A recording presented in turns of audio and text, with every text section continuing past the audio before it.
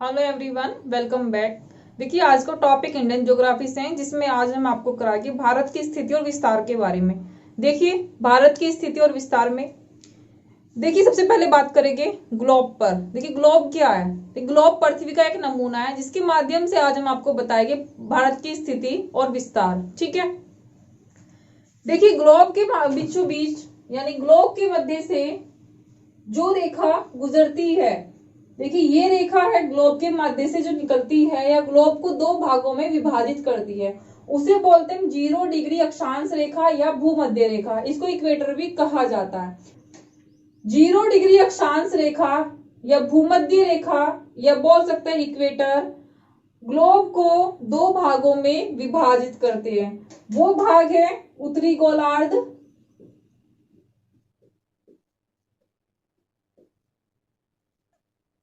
और दक्षिणी गोलार्ध।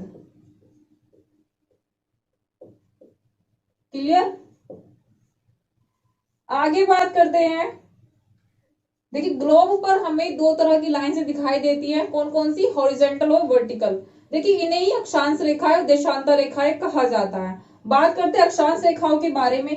देखिए, ये है हॉरिजॉन्टल लाइन, ये पश्चिम से पूर्व की ओर खींची जाती है, इन्हें बोला जाता है हॉरिजॉन्टल लाइन। इनको अक्षांश रेखाएं भी कहा जाता है। ठीक है। ये रेखा एक दूसरे के समांतर होती है और इनको हम बोल सकते हैं लैटिट्यूड लाइंस भी कह सकते हैं। ठीक है।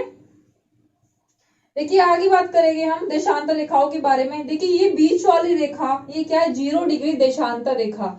देखिए, 0 डिग्री देशांतर रेखा ग्लोब को दो भागों में विभाजित करती है। कौन कौन से दो भाग है भाई? वो पहला है पश्चिमी देशांतर, इधर हो जाएगा पूर्वी देशांतर। ये दो भाग है जो 0 डिग्री देशांतर रेखा इनको दो भागों में विभाजित करती है। किसको? ग्लोब को। तो ग्लोब को 0 डिग्री देशांतर रेखा दो भागों में विभाजित करती है। वो भाग है पश्चिमी देशांतर और पूर्वी देशांतर। ठीक है। आगे बात करते हैं। देखिए, देशांतर रेखाएं वर्टिकल्स होती है, इन्हें लॉन्गिट्यूडनल लाइंस भी कहा जाता है, यानी कि इन्हें क्या कहा जाता है? देशांतर रेखाएं कहते हैं। ठीक है। देशांतर रेखाएं कभी भी आपस में समांतर नहीं होती है। ध्रुवों की ओर जाने पर देशांतर रेखाओं के मध्य की दूरी घट जाती है, जबकि भूमध्य रेखा पर दो देशांतरों के मध्य दूरी सबसे अधिक होती है। ठीक है। इन हॉरिजॉन्टल लाइंस और वर्टिकल लाइंस के माध्यम से ही हम पृथ्वी पर किसी भी स्थान की स्थिति का निर्धारण कर सकते हैं। ठीक है। पश्चिम से पूर्व की ओर खींची गई सभी वास्तविक रेखाएं, यानी कि पश्चिम से क्या पूर्व की ओर खींची गई सभी वास्तविक रेखाएं क्या कहलाती है? अक्षांश रेखाएं, यानी कि लैटिट्यूड लाइंस कहलाती है। ठीक है। अब बात करते हैं। देखिए, उत्तरी ध्रुव और दक्षिणी ध्रुव को मिलाने वाली सभी काल्पनिक रेखाएं क्या कहलाती है? देशांतर रेखा, यानी कि लॉन्गिट्यूड लाइंस कहलाती है। ठीक है भाई। अब बात करते हैं कर्क रेखा के बारे में। देखिए, ये है कर्क रेखा। कर्क रेखा उत्तरी गोलार्ध में स्थित होती है और ये भूमध्य रेखा के क्या है? उत्तर में स्थित है। कर्क रेखा भूमध्य रेखा के कैसे किस दिशा में स्थित है? उत्तर में। कर्क रेखा 23.5 डिग्री नॉर्थ पर स्थित होती है, यानी कि हम कह सकते हैं 23.5 डिग्री नॉर्थ को कर्क रेखा या ट्रॉपिक ऑफ कैंसर भी कहा जाता है। आगे बात करें, कर्क रेखा भारत के कितने राज्यों से होकर गुजरती है? देखिए, इस टॉपिक पर मैंने एक ट्रिक डाली है जो आप हमारे प्लेलिस्ट में जाकर देख सकते हैं। उसके लिए ट्रिक है, जियान ने एमपी में सीजेपी को ट्रेडमार्क दिया। इस ट्रिक के माध्यम से आप भारत के कितने राज्यों से कर्क रेखा होकर गुजरती है उनको आसानी से याद कर लेंगे और उनका क्रम भी हम याद कर सकते हैं। ठीक है। देखिए, कर्क रेखा भारत के 8 राज्यों से होकर गुजरती है। इसे ट्रॉपिक ऑफ कैंसर भी कहा जाता है। 23.5 डिग्री नॉर्थ को क्या बोलते हैं हम? कर्क रेखा या ट्रॉपिक ऑफ कैंसर बोला जाता है। ये कर्क रेखा भारत के लगभग बीचों बीच से होकर गुजरती है, यानी कि भारत को लगभग दो भागों में बांटती है। ठीक है। आगे बात करेंगे। देखिए, ये है कर्क रेखा। ये कर्क रेखा हमारे भारत के बीचों बीच से होकर गुजरती है। इस पर 8 राज्य स्थित है भारत के। वो कौन कौन से एक बार देख लीजिए। देखिए, गुजरात, राजस्थान, मध्य प्रदेश, छत्तीसगढ़, झारखंड, पश्चिम बंगाल, त्रिपुरा और मिजोरम। मिजोरम के बाद ये म्यांमार में होकर निकल जाती है। ठीक है भाई, देखिए जहां से भारत के अंदर ये एंट्री करती है, ये क्रम है इसका, इसके राज्यों के जो क्रम हम याद करेंगे वो हम बिल्कुल जहां से भारत के अंदर एंट्री करती है उस क्रम से हम इसको याद करेंगे। ठीक है, उसी क्रम से हम भारत के राज्यों को अच्छे से याद कर लेंगे। भारत के राज्य मैंने आपको बता दिया कितने राज्यों से होकर गुजरती है कर्क रेखा, भारत के 8 राज्यों से होकर गुजरती है। ठीक है, उसके लिए मैंने आपको ट्रिक बता दी है, वो ट्रिक देखने के लिए आपको हमारे चैनल की प्लेलिस्ट में जाना होगा। ठीक है, देखिए आगे बात करें कि भारत की स्थिति कहाँ है। देखिए ये 0 डिग्री देशांतर, क्या है वो, ये 0 डिग्री देशांतर। देखिए यहां है हमारा भारत,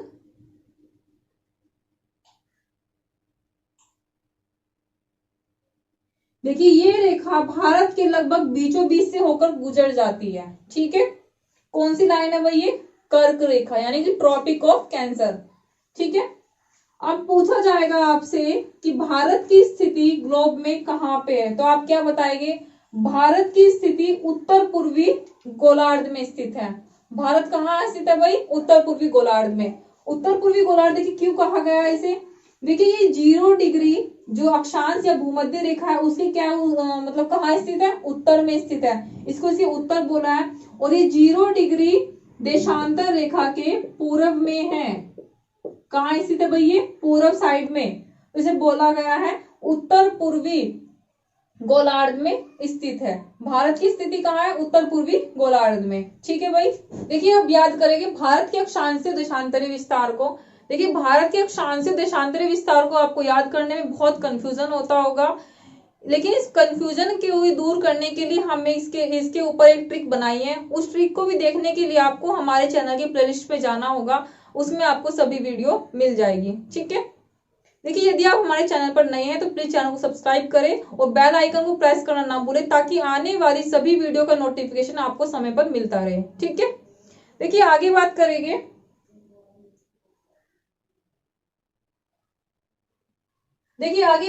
भारत के अक्षांशीय देशांतरी विस्तार के बारे में। ठीक है, देखिए यहाँ पे मैं आपको बता सकती हूँ भारत के अक्षांशीय देशांतरी विस्तार क्या है।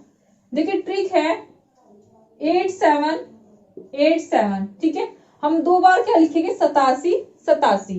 ठीक है, अब लिखेंगे 8 के सामने हमने लिखा 4 और 7 के सामने मैं लिखूंगी 25, यानी कि यहाँ पे लिखूंगी 2 का स्क्वायर और यहाँ पे लिखूंगी 5 का स्क्वायर। ठीक है, यानी कि 25। 7 में से 1 कम किया 6, 8 में से 1 कम किया 7। देखिए यहाँ पे लिखूंगी मैं 3 का टेबल 3, 6 एंड 9। ठीक है, इसको 2 पार्ट में डिवाइड कर सकती हूँ मैं। देखिए 2 पार्ट में मैंने इसको डिवाइड कर दिया। देखिए ये है मिनटों में, यानी कि ये है मिनट और ये है डिग्रिया। ऊपर वाली दोनों लाइन क्या होगी, अक्षांशीय विस्तार। ये क्या है भाई, अक्षांशीय विस्तार। नीचे वाली दोनों लाइन क्या होगी, देशांतरीय विस्तार।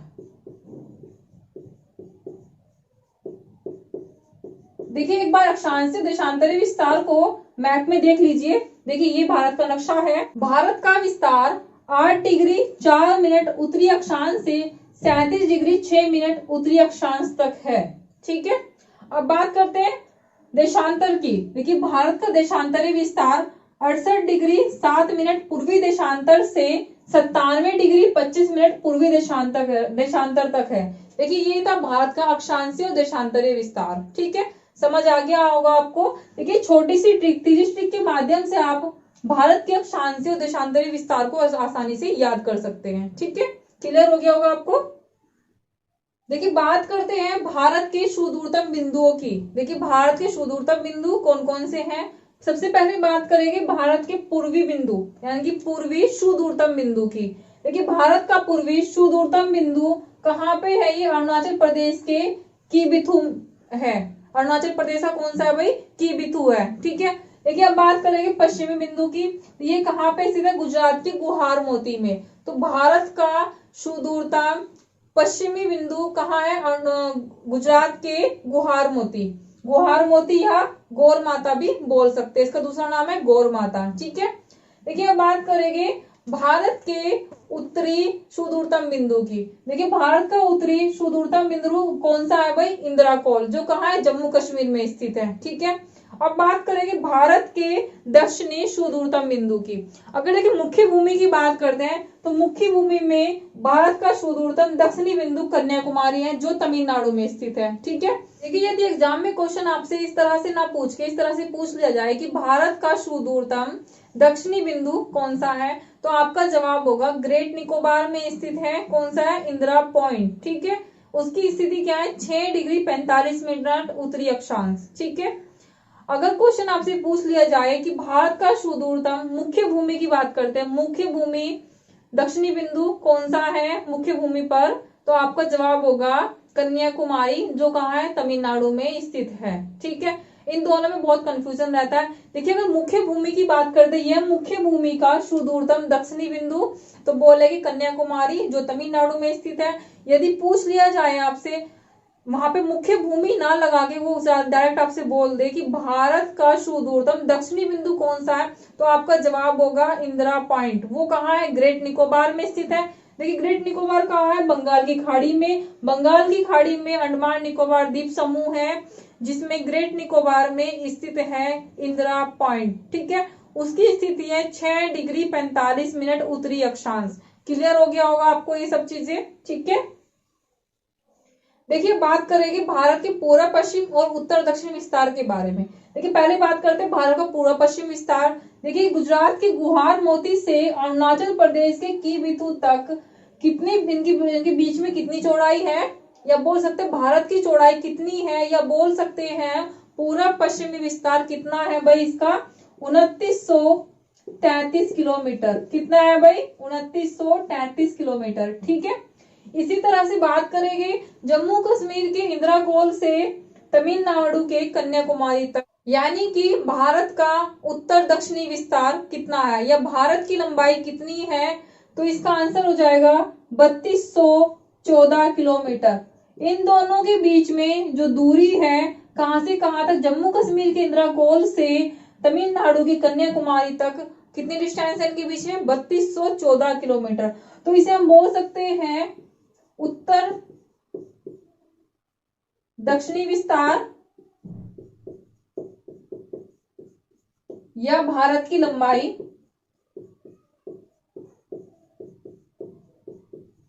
और ये है पूर्व पश्चिमी विस्तार या भारत की चौड़ाई। ये क्या है? या भारत की चौड़ाई। ठीक है, जैसे एक बार फिर से देख लीजिए। देखिए भारत के पूर्व पश्चिमी और उत्तर दक्षिणी विस्तार के बारे में बताएंगे हम आपको। जो गुजरात के गुहार मोती या गौर माता से अरुणाचल प्रदेश के कीबिथु तक है, इन दोनों के बीच में कितने डिस्टेंस है भाई? 2933 किलोमीटर। कितनी है? 2933 किलोमीटर। इसे भारत की चौड़ाई भी कहा जाता है। आगे बात करेंगे भारत के उत्तर दक्षिणी विस्तार के बारे में। जो जम्मू कश्मीर के इंदिरा कॉल से तमिलनाडु के कन्याकुमारी तक है, उनके बीच में कितने डिस्टेंस है? 3214 किलोमीटर। ठीक है, इसको भारत की लंबाई भी कहा जाता है। ठीक है भाई, क्लियर हो गया होगा आपको ये। देखिए बात करेंगे भारत की मानक समय रेखा के बारे में। पहले से देख लेते हैं 0 डिग्री देशांतर रेखा यानी कि जीएमटी। ठीक है, जीएमटी यानी ग्रीनविच मीन टाइम, ग्रीनविच माध्य समय। 0 डिग्री देशांतर रेखा कहां से होकर गुजरती है? देखिए 0 डिग्री देशांतर रेखा लंदन के ग्रीनविच से होकर गुजरती है। कहां से होकर गुजरती है? लंदन के ग्रीनविच से होकर गुजरती है। ठीक है, जीएमटी और आईएसटी यानी कि इंडियन स्टैंडर्ड टाइम, भारतीय मानक समय रेखा। जीएमटी और भारतीय मानक समय रेखा के बीच में कितने घंटे का अंतराल होता है? 5.5 घंटे का अंतराल होता है। कितने घंटे का अंतराल होता है भाई? 5.5 घंटे का। ठीक है, देखिए बात करें भारत की मानक समय रेखा के बारे में। भारत की मानक समय रेखा किसे कहा जाता है? देखिए 82.5 डिग्री पूर्वी देशांतर को भारतीय मानक समय रेखा कहा जाता है, यानी इंडियन स्टैंडर्ड टाइम बोला जाता है। ठीक है, देखिए भारत मानक समय रेखा यानी कि इंडियन स्टैंडर्ड टाइम और जीएमटी के बीच में 5.5 घंटे का अंतराल होता है। ये बात मैं आपको बता चुकी हूँ। अब बात करेंगे भारतीय मानक समय रेखा यानी कि इंडियन स्टैंडर्ड टाइम रेखा किन किन राज्यों से होकर गुजरती है। देखिए भारत के किन किन राज्यों से होकर गुजरती है, ये किया गया 68 डिग्री 7 मिनट पूर्वी देशांतर और 97 डिग्री 25 मिनट पूर्वी देशांतर का मीन निकाला। इन दोनों का मीन क्या हो जाएगा, 82.5 डिग्री पूर्वी देशांतर। ठीक है, जिसे क्या कहा गया, 82.5 डिग्री पूर्वी देशांतर क्या बोला गया, भारतीय मानक समय रेखा, जहां से हमारे देश का समय देखा जाता है। ठीक है, यहीं से हमारे देश का समय निर्धारण किया जाता है। वो रेखा उसे बोलेंगे हम भारतीय मानक समय रेखा। क्या बोलेंगे उसको, भारतीय मानक समय रेखा। यह भारतीय मानक समय रेखा किसे बोला जा गया है, 82.5 डिग्री पूर्वी देशांतर को। किसे बोला गया, पूर्वी देशांतर को। ठीक है, 82.5 डिग्री पूर्वी देशांतर को भारतीय मानक समय रेखा कहा गया है। इसका निर्धारण क्यों किया गया भाई, गुजरात के गुवाहाटी मोती और अरुणाचल प्रदेश के कीबिथु में दोनों में बीच में घंटे का अंतराल था, 2 घंटे का। ठीक है, अगर सूर्य वहां 5 बजे निकलता तो यहाँ 7 बजे निकलता था, 2 घंटे का अंतराल था। इस वजह से एक ही देश के सभी राज्यों में समय क्या था, अलग अलग होने के कारण क्या क्या एक भारतीय मानक समय रेखा का निर्धारण किया, जिससे हमारे पूरे देश का समय वहीं से लिया गया। कहां से, भारतीय मानक समय रेखा से। भारतीय मानक समय रेखा उत्तर प्रदेश के इलाहाबाद के नैनी से होकर गुजरती है। कहां से गुजरती है ये, उत्तर प्रदेश के इलाहाबाद के नैनी से होकर गुजरती है। तो मैं क्या है, देश में समय का निर्धारण कहां से किया गया है, इलाहाबाद के नैनी से। ठीक है, क्योंकि वहां से भारतीय मानक समय रेखा गुजरती है। ठीक है, भारतीय मानक समय रेखा यानी कि 82.5 डिग्री पूर्वी देशांतर को भारतीय मानक समय रेखा यानी कि इंडियन स्टैंडर्ड टाइम बोला गया है। ठीक है, देखिए भारतीय मानक समय रेखा और जीएमटी के बीच में 5.5 घंटे का अंतराल है। ठीक है, देखिए यदि लंदन में 12 बजे हो गए तो जहां से इंडियन स्टैंडर्ड टाइम यानी कि भारतीय मानक समय रेखा गुजरती है, वहां पे कितना बजे होगी भाई, कितना बजे होगी वहां पे, 5:30। अगर वहां पे दोपहर के 12 बजे हो गए तो वहां शाम के क्या बजे हो गए, 5:30 यानी कि 5:30 बजे हो गए शाम के। ठीक है, तो इसलिए हम कह सकते हैं भारतीय मानक समय रेखा और जीएमटी के बीच में 5.5 घंटे का अंतराल है। ठीक है भाई, क्लियर हो गया होगा आपको। करते हैं भारतीय मानक समय रेखा किन किन राज्यों से होकर गुजरती है। देखिए भारतीय मानक समय रेखा सबसे पहले कहाँ एंट्री करती है, उत्तर प्रदेश, फिर मध्य प्रदेश, छत्तीसगढ़, उड़ीसा, आंध्र प्रदेश। तो मैं कह सकती हूँ भारतीय मानक समय रेखा भारत के 5 राज्यों से होकर गुजरती है, जो सबसे पहले भारत में उत्तर प्रदेश से एंट्री करती है। ठीक है, तो उत्तर प्रदेश के इलाहाबाद के नैनी से होकर गुजरती है। भारतीय मानक समय रेखा उत्तर प्रदेश के इलाहाबाद के नैनी से होकर गुजरती है। वहीं से क्या लिया गया, पूरे देश का समय का निर्धारण किया गया है। ठीक है, आपको ये सब चीजें क्लियर होगी। ठीक है।